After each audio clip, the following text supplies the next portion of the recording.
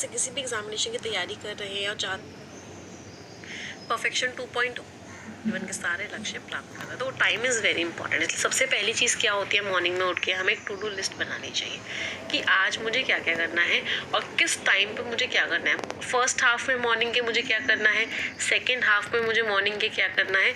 It's very important कि हम अपने टाइम वाइज एक टू डू लिस्ट बनाएं कि ये चीज़ें मुझे आज करनी है।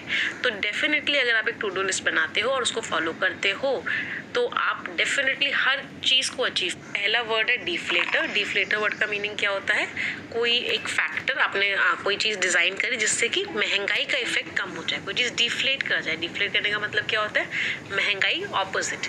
इन्फ्लेशन इज रेट्स का बढ़ना, महंगाई का बढ़ना। डिफ्लेट इज रेट्स का कम होना, महंगाई का कम होना।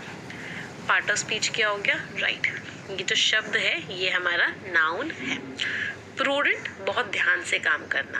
एक्टिंग विद और showing care and thought for the future, आप बहुत सोच समझ के काम कर रहे हो, बहुत केयरफुल होके काम कर रहे हो, दैट इज प्रूडेंट। इसके ऊपर स्टार मार्क कीजिए, it's a very important word.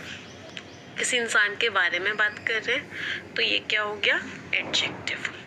Inch up, up का मतलब क्या हो गया बच्चे, ऊपर जाना। तो आप इंच अप कर रहे हो मतलब आप धीरे धीरे करके ऊपर जा रहे हो।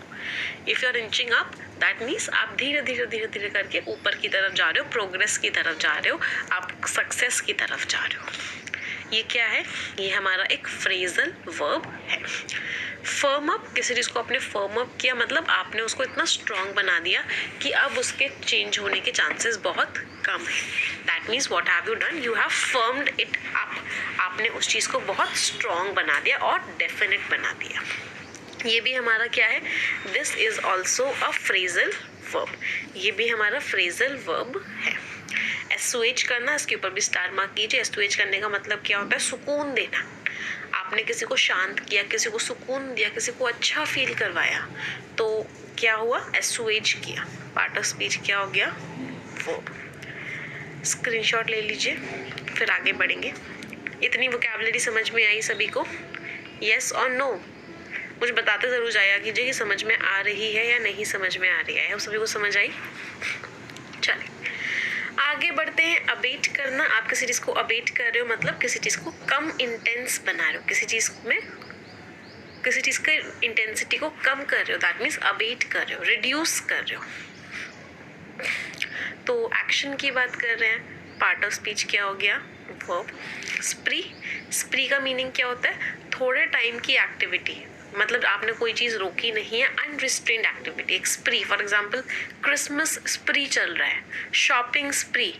शॉपिंग स्प्री का मतलब क्या, थोड़े टाइम के लिए खूब शॉपिंग करो, बिना रुके शॉपिंग करो, that is what, स्प्री। Part of speech क्या है, नाउन।